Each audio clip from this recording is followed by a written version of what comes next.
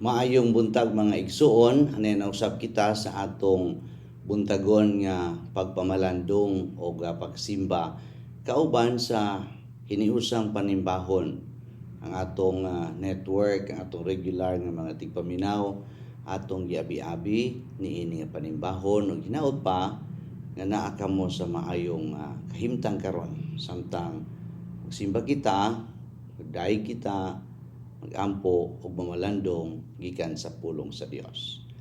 Tungod damo ng ato mga kaugalingon diha sa pagsimba, sa kamatuoran ug sa iyang presensya.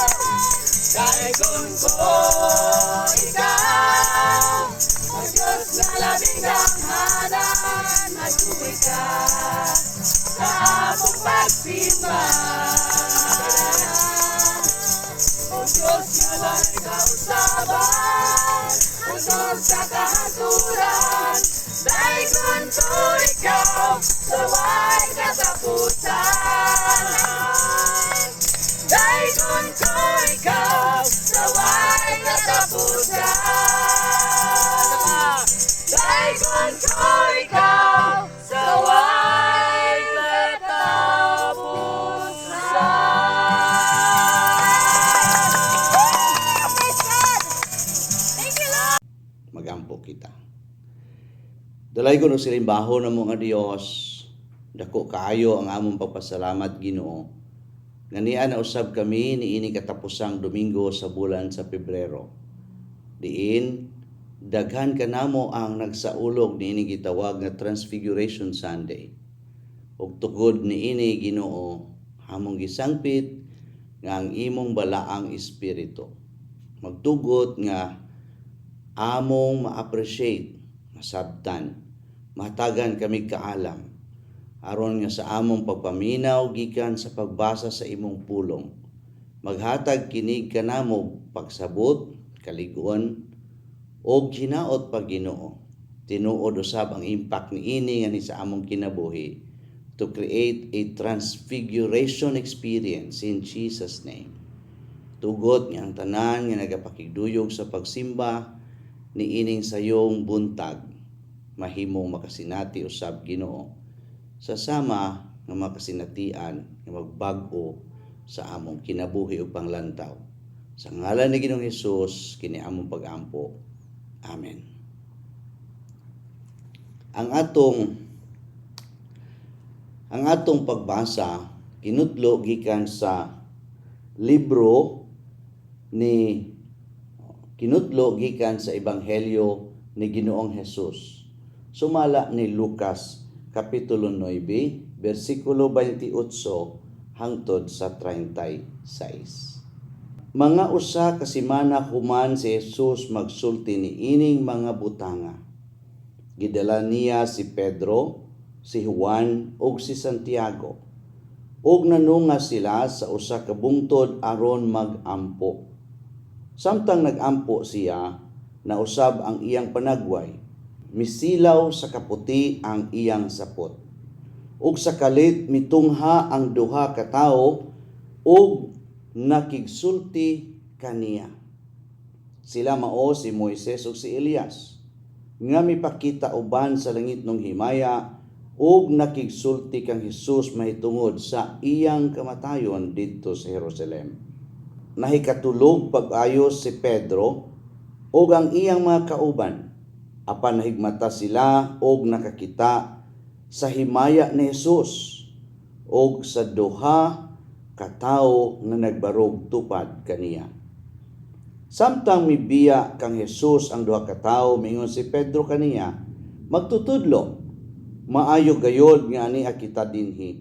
Magpabarog kita og tulo ka tolda, usa alang kanimo, usa alang kang Moises, ug usa alang kang Elias. Sa tinuoray, wala siya makasabot sa iyang gipanulti. Samtang nagsulti pa siya, mitungha ang usa ka panganod ug milandong kanila, ug nangahadlok ang mga tinun-an sa diha nga ang panganod mitabon kanila. Unya may tingog gikan sa panganod nga miingon, kini mao ang akong anak nga akong gipili, pamatia ninyo siya. Sa pagkahanaw na sa tingog si Jesus na lamang ang nabilin. Wala magsaba ang mga tinun-an ngay tungod niini o niining tanan, og niadtong higayuna wala sila'y gisuginlan sa bisan unsang butang nga ilang nakita. Dinhi matapos ang pagbasa sa pulong sa Dios alang sa katawhan sa Dios.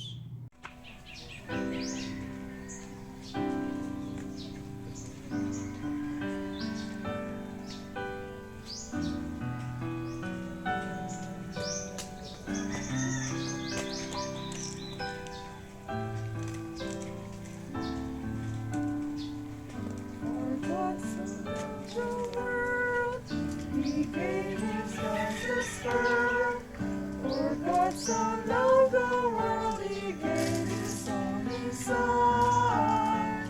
Love came that none should die.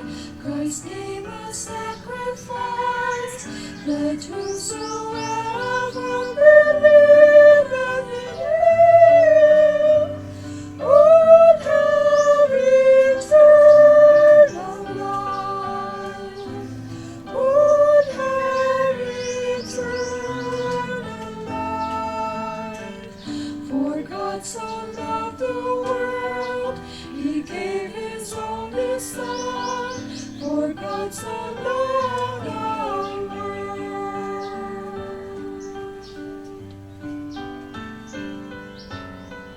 For God sent not His Son into the world to condemn the world, but that the world through Him might live, that the world through Him might live, that the world through Him might live. For God so loved the world,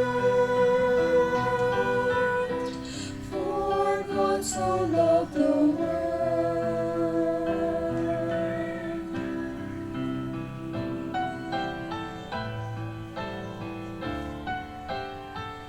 For God so loved the world, He gave His priceless pearl.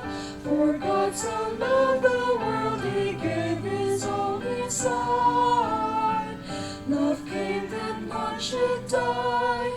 Christ gave a sacrifice, that whosoever believeth in Him would have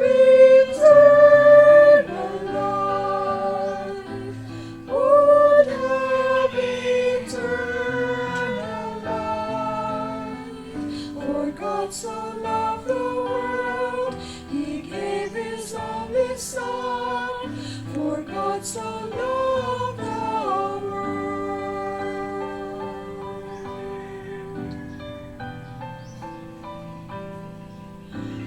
For God so loved the world.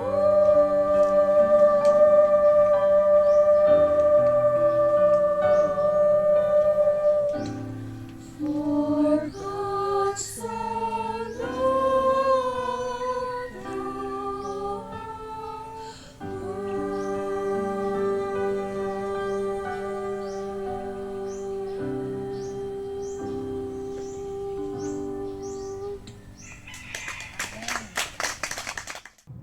Sa makausapa mga igsoon, tuguti nga ako ipaambit kaninyo ang pagtimbaya gikan sa tanan nga mga pastor ug laiko nga nagapakigduyog ug nagapakighiusa niining atong panimbahon sa kadlawon.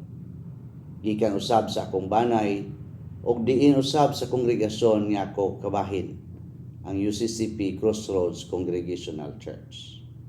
Karon ang Domingo nga daghan kanato ang nagsaulog niining gitawag nga Transfiguration Sunday. Daghan usab ang nangutana unsa goy mensahe ni ana pastor nga nugong nagisgot anang Transfiguration Sunday. Unsa goy impact ni anang pagpadayag ni Moises og ni Elias didto kang Ginoong Hesus og kalit nga nausab ang panagway ug ang figura ang imahe ni Ginoong Hesus. Tungod kay wala masabti sa iyang mga tinun-an nga katulugon pa, ning sugyot silang magbutang ta og tulda. Isa kanimo magtutudlo, isa alang kang Moises, ug isa usab alang kang Elias. Matud pa sa komentaryo sumala sa ebanghelyo nga nasulat gikan kang Lucas, kini tungod kay wala niya masabti ang iyang nakita. Usahay kita usab tungod kay wala kita makasabot, daghan ta og mga pwedeng isulti. Pandili makatabang, daghan ta gustong ipadayag, pandili sa makahatag og kapadayagan. Sama sa nahitabo kang Pedro, nga tungod sa iyang kalibog ug wala siya lahi kasulti, igon lang yun siya mingon, magtutudlo pwede ba? Magbutang ta og mga tulda timaan na pwede ming dinhi mupuyo samtang anaa pa ikaw. So mga igsuon ni ani no, ang dunay daghang mga attempt sa paghubad ni ini, matud pa sa akong mahinumduman kang Dr. Willis Newman, kung dili klaro ang pagkasulti diha sa Biblia, di na nato dugangan pa aron sa atong attempt, human attempt, maklaro kunuhay. Pero sa tinuuray, nagdugang tag kalibog halang sa atong mga readers and hearers. The Bible simply tells us and helps us explain itself. Mao nang a verse will help us explain itself. So ang Biblia mo atong pa sultihon sa iya pong kahulugan may tungod ni ining gitawag nga transfiguration nga kasinatian nga na-record sumala sa ebanghelyo. Kung atong balikan sa pagbasa matud pa dinhi, mga isa ka semana ang milabay. Diin si Ginoong Hesus naghisgot may tungod sa iyang pag-antos, may tungod sa iyang kamatayon di sa krus, ug may tungod sa iyang pagkabanhaw sumala sa record sa Lucas kapitulo 9 bersikulo 22. And Jesus was talking about this incoming event, his death, his suffering, and his resurrection, and those disciples around him did not have the appreciative eyes and ears. They were not able to understand what Jesus was talking. Sila kasabot. Because what they were expecting was a Messiah who will come and lead a revolution. A Messiah who is coming at that time. They were expecting someone who will lead freedom for people who were oppressed and colonized by the foreign countries. Ingani man sa usahay makapabuta kanato tungod niya ang atong expectation, tungod niya ang atong panglantaw, nga mo atong gustong abot dinhi kanato, dili na kita kakita pa sa kamatuuran, kay ang atong gustong makita mo atong idikta. Nunang sa pagtan-aw nila kay Ginoong Hesus, they wanted Jesus, the rabbi, to be the Messiah, riding on a horse, fighting, leading a revolution for them. And so they were not able to understand when Jesus was talking about suffering. When Jesus was talking about His death. Uy, dili ka mamatay. Maunang si Pedro mingon, dili ka mamatay. Ginoo ningon sa Jesus. Pawa Satanas. They did not have the same frequency at all. Here, this particular record sa Transfiguration, makita nato kini sa tulo ka ebanghelyo. Sa Mateo kapitulo 17 bersikulo 1 hangtod sa 8, sa Marcos kapitulo 9 bersikulo 2 hangtod sa 8, ug ang atong gibasa sa Lucas kapitulo 9 bersikulo 28 hangtod 36. It all talks about the same subject matter, may be described differently, we're from a different perspective, with a different context and time, but it all talks about the transfiguration event that the disciples witnessed. So according to Scripture, particularly Luke, mga isa ka semana ang milabay, gikan si Ginoong Hesus naghisgot, mahitungod sa iyang pag-antos, iyang kamatayon, o sa iyang pagkabanhaw. It took Peter. He invited James and John to be with him in a mountain. Nya didto samtang si Ginoong Hesus nag-ampo, his personal appearance was changed according to Scripture into something that is glorified. Matud pa sabi niya, ning silaw, ning sidla, hayag kaayo, no? Samaw kaayo ang iyang panagway. His clothing became dazzling white. Grabe ang description ni ani mga igsoon. Moses and Elijah appeared before him and they were talking. Katulugon pa mga disciples. Matod pa sa Lucas, unya tatuod nakakita sila. Nga nangausab ang panagway nilang tulo. Unya ilang nakita. Siguro nakadungog pud sila. Unsay gistoryahan ni Jesus, ni Moises ug ni Elias. Kay matod pa sa description sa kapitulo 23 hangtod 23, no? Unya bersikulo 34 ug 42. Kini nga panglantaw maoy nakapa-influence ngadto kang Peter nga pwedeng magpuyo mi dinhi for 1 week, Lord. Magbutang tag tulda. Ano yung reaction ng tao ni Peter? But Peter was expressing a particular personal wish to stay there according to the tradition of 7 of the kinini ang booth, no? Kanang weeks of booth, kanang celebration nila for 7 days. Kanya mga igsuon, pagkawala na ni Jesus, pagkawala na ni Moises ug ni Elias, si Jesus na lang ang nabilin, day panganod nga mitabon kanila og kalit dunay tingog ilang nadungog niingon sa tingog, "This is my son, whom I have chosen, whom I love, listen to him." So kay mensahe ani. This is my son, one I have chosen. 2, whom I love. 3, ningon ang tingog, listen to him. Tulo ka butang mga igsuon. After nga nakit-an si Moises ug si Elijah, no, didto sa mountain of transfiguration, day panganod nya nawala ang duha ni puli nagbilin si Ginoong Hesus ug dunay tingog nga klarong ni padayag sa importanteng mensahe. Gideklarar niya, kini akong anak, pinili nako. Ako siyang gigugma. Ikatulo, paminaw kaniya. Matud pa, ang Biblia man lagi ang paesplino nato, no? The Bible explains itself. So we will not be guessing. So we will not be adding confusion to the scripture and to people reading it. The cloud, after the cloud left, no? Jesus was alone and his disciples who were still very, very afraid at that moment. Jesus warned them not to talk about it. Jesus warned them not to talk about it. So, tinuod man, nawala na, kanya tingog ni Hinon. Klaro nga, mga igsuon, ang katuyuan sa transfiguration experience that the disciples saw, no, witnessed, into at least a part of his heavenly glory was that the inner circle of the disciples, si Peter, si John, o si James, si Santiago, sa Binisaya, at least will have a first-hand experience kung kinsa gyud si Ginoong Jesus.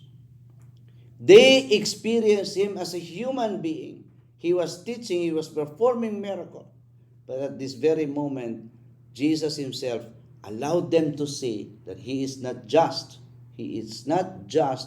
a special human being. He allowed them to witness a glorified, atoned Jesus. When Jesus will be enthroned, when Jesus will be sitting and reigning as the King of Kings and Lord of Lords. Tanawa ra gud mga igsoon. Ipakita niya didto sa inner circle niya nag-iyang giingnan ayaw sa mugbanha. Ayaw sa mugbanha. Then that a particular appearance could at least give them an appreciation that what they have is not just a human warrior.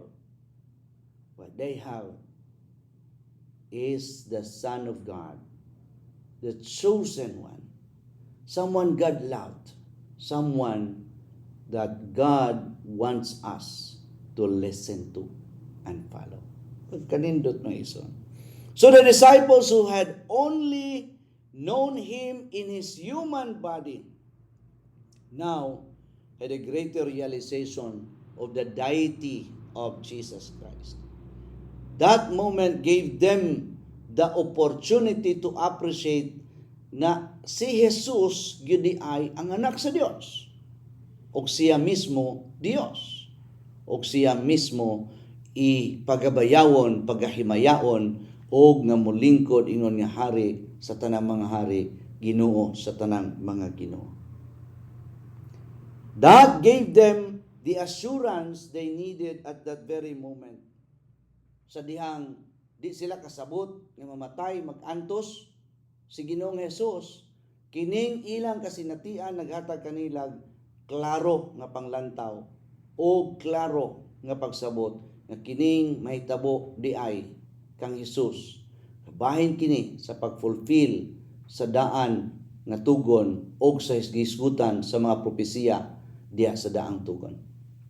So mga igsoon, pag-ingon na, this is my son, whom I love, he is chosen, listen to him, is in a way telling the disciples, you need to give way. No? The Old Testament and the prophets needs to give way. Si Moses nagrepresent sa mga sa Old Testament, sa law. Si Elias nagrepresent sa prophets. And both, no, the law and the prophet both points to Jesus Christ.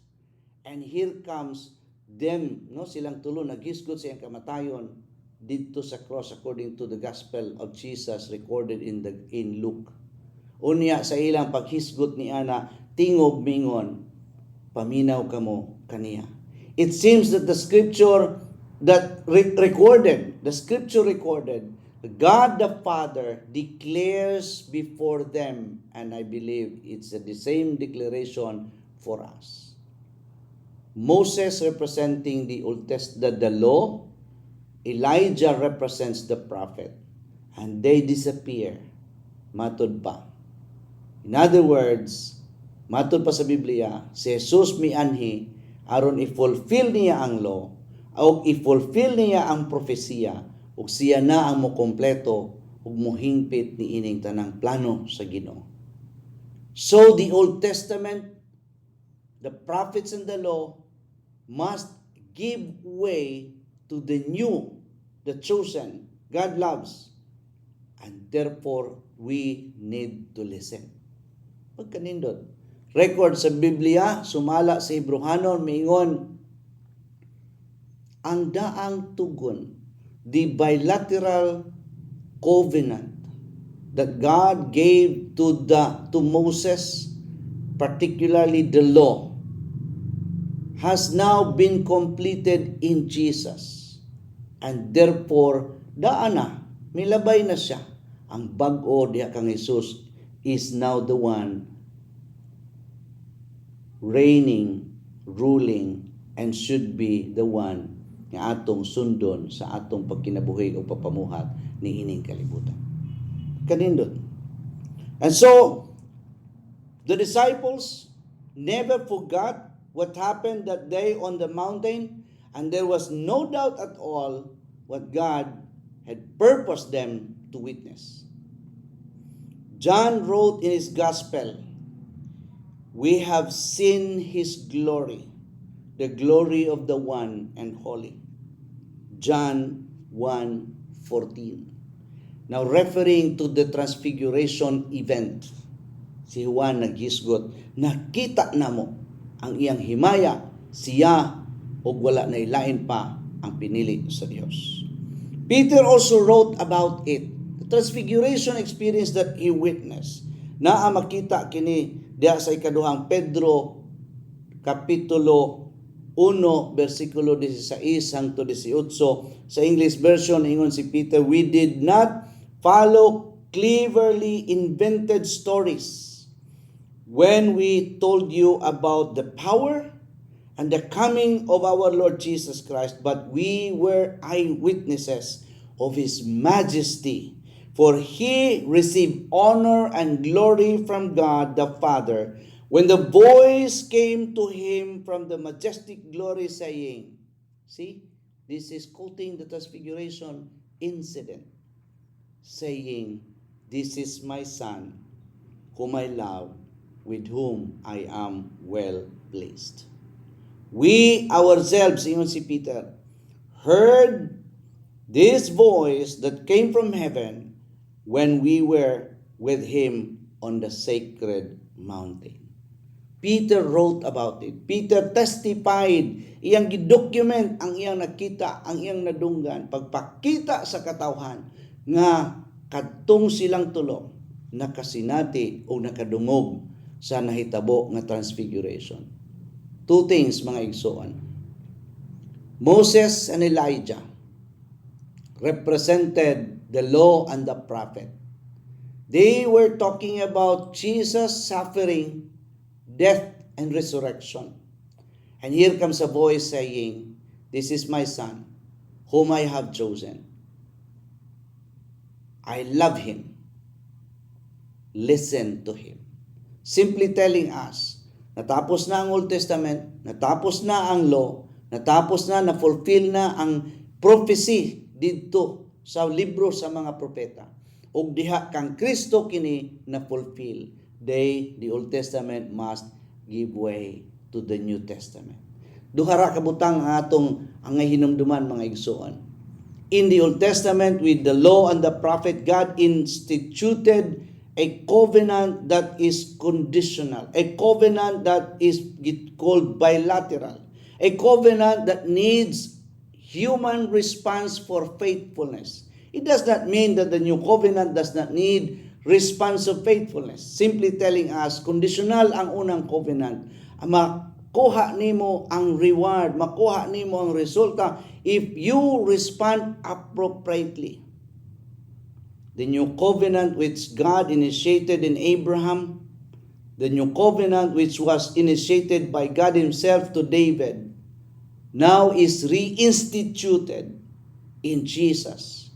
He being God, the beloved Son, the chosen, completed the law and the prophet, fulfilled all what was prophesied in the books of the prophets, now giving way for a new covenant to be once again reinstituted.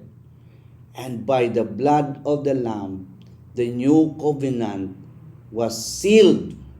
And so, those who accepted Jesus Christ, those who belong to Jesus Christ, covered and sealed by the blood of the Lamb, are now experiencing kining gitawag unilateral covenant initiated by God. Di na siya conditional. It is all by grace. And you are assured by the promise of God to enter heaven by faith through grace. So unsa may resulta ni ana kanimo igsuon, dili kay magpungko na lang ko total assured man. Dili kay ay third world war na, hulat na ko na rapture. Siniguro na mga igsoon. Dili igsoon. Ang akong tanaw ingani, ang akong pagtuo ingani. Tungod kay dunay unilateral covenant and you are so assured of entrance to heaven by grace through faith. Way makasakmit nimo ni ana sumala sa Roma, way ni bisan kinsa nga makasakmit kanato gikan sa gugma sa Dios. No? Not even death or things to come. Walay makakuha kanato ni ana. Apan tungod kay may makakuha nato, we need to do something. We need to do something to advance the agenda of the glory of God. Mao nang si Peter nagsulat, akong ibalita kanimo ang akong nakitaan. No? Nakita na ko ang iyang himaya. Mao nang bisan si John nagsulat, ako may balita ang ilang nakita. Dili ba kausab ikaw nga naminaw karon is invited by God to tell the same story, to proclaim the gospel and share the good news kutob sa maabot bisan ngadto sa mga suok nga dapit. If you have noticed, wala na ko mag-ilis. Kini nga t-shirt ang atong gigamit kagahapon nga Sabado. Didto ning sulod ang UCCP Crossroads sa usa ka dapit sa Pakibato nga wala pay UCCP community. And so we went there by the prompting of the Holy Spirit to start a mission point to bring the gospel, not for the agenda of the denomination, but because the good Lord tells us to go and make disciples, to do the same and advance the agenda. After the transfiguration story, we are told by Jesus himself to go and make disciples. That transfiguration story, ang iyang mga tinunan na kadungog tingog, listen to him. And so therefore we are to go and make disciples and listen as the Lord leads. So dito mga igsoon, makita nato dinhi sa akong likod, kining background nako karon is the place where people are hungry for the word. Not just hungry for the physical food and physical nourishment. This is a community, grabe ang ilang kahangawa, ang longing for the word of God, ang ilang smile nga mapakita sa ilang interes nga mukat-on sa pulong sa Dios. O nga mas mailhan si Ginoong Jesus who showed his transfigured, glorified body before his disciples. And the voice declaring, you listen to him whom God has chosen, to him whom God loved, to him whom God has sent. Pusa mga igsuon, hinaot pa. Ikaw nga naminaw karon, or kamo nga nagapaminaw, nagasimba sa buhi nga Dios. Madunggan ang gingon sa Dios.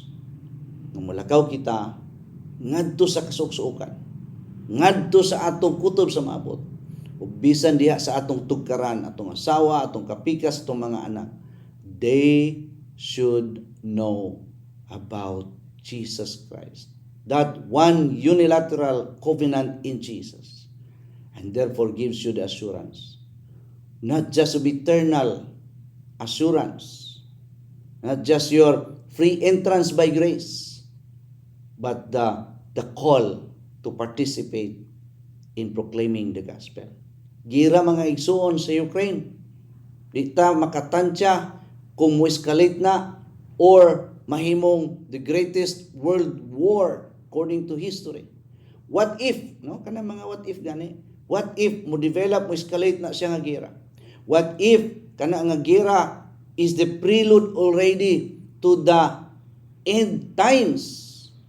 What if kanang agira is a prelude to tribulation? And therefore, be ready for rapture, because that's a promise according to Revelation. For those who believe in Jesus, they will be kanang rescued by Him. Ug ato siya ikahimamat sumala sa Tesalonica didto sa ibabaw sa kawanangan sa kalangitan. What if this particular war is a prelude already? Are we ready? Are you ready or shall we say, let's take advantage of this war in advancing the agenda of Jesus Christ and telling the world of the message that Jesus saves. Jesus offers salvation to those who have not yet heard the good news. In Jesus' name, Amen.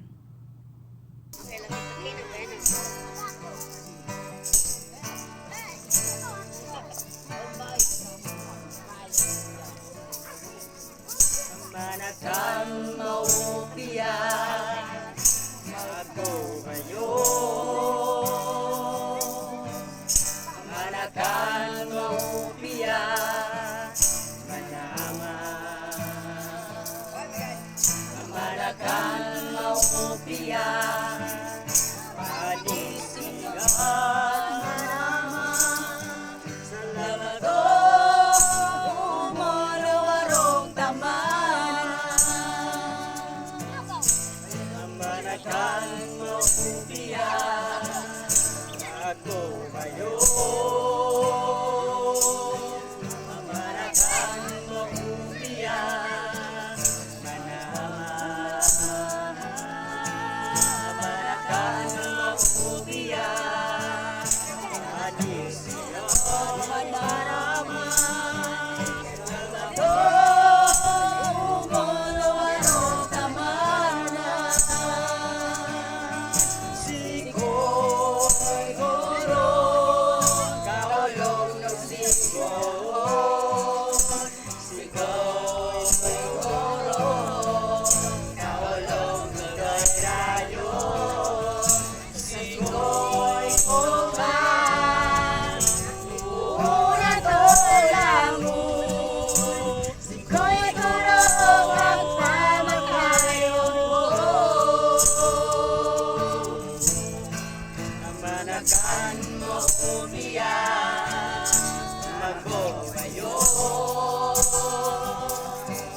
Manakan mo umiyak manama. Manakan mo umiyak adisigan manama. Salamat umalawarong taman. Sikoy guro, kaulong ng sikoy. Sikoy guro, kaulong ng rayon. Sikoy kukan, una tolangon. Sikoy guro, ang pamakayon ko. Sikoy guro, kaulong ng sikoy. Sikoy guro, kaulong ng rayon. Sikoy kukan, una tolangon.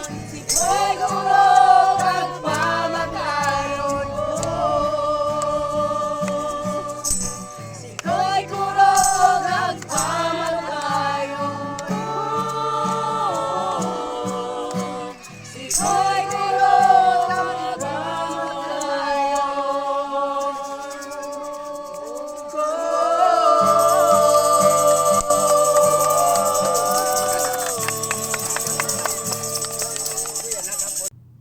Let us pray. O Abba, Father, nagampo kami, Ginoo, nga kami nga nagsimba karon kini naminaw, Ginoo, ini nga takna sa pagsimba. Ikaw ang nakigistorya, O Lord. Ikaw ang naghatag og asoy ngadto kaniya. Ikaw usab ang nagimbitar nga kaniya. Ikaw usab, O Dios, ang akong gituuhan nga maghatag usa ka senaryo, maghatag usa ka opportunity where this particular person can advance your agenda, where this particular person can move on and bring the gospel forward, one step ahead gikan sa iyang naandan. Tugod, Ginoo, nga taliwala niining nagapanghitabo nga gera sa Ukraine batok sa Russia. Dili kini mao'y makabalda kanamo o maghatag kanamo kahadlok nga mututok na kami hinuon sa among mga survival. Maniguro kami nga nay madungag sa mga panimalay. Maniguro kami nga dili kami maapektuhan apan di namoy kalimot o Dios. Kining giyera moapekto gyud kanamo. Ug tungod ni ana dunay sense of urgency nga dapat namo nga ma-feel, mabati ug makita. That particular urgency will move us, creates a desire within us to proclaim the gospel. Aron kadtong wa pa in taon makadungog Ginoo makadungog. Adtong wa maabot in taon sa imong pulong maabot ni ini. Ikaw nag-ingon o Dios kinsa may makadungog kung walay mo proclaim. Kinsay mo tuo kung walay nagsulti o nagtudlo. Tugot nga kining imong anak nga naminaw will be convicted by the Holy Spirit to move. Take actions and be faithful to what you or your voice was saying. This is my son whom I have chosen. I love him. You listen to him. Tuguti nga kami maminaw sa imong bugtong anak o magapamuhat. Sa ngalan ni Ginoong Hesus kami nag-ampo ang tibuok nga katilingban sa United Church of Christ makasinati sa pag-abanti sa imong katuyuan. Amen o Amen. Panalangin sa Diyos Amahan, Anak ug Espiritu Santo manaa kaninyo karon og sa tanang panahon. Sa ngalan ni Ginoong Hesus. Amen.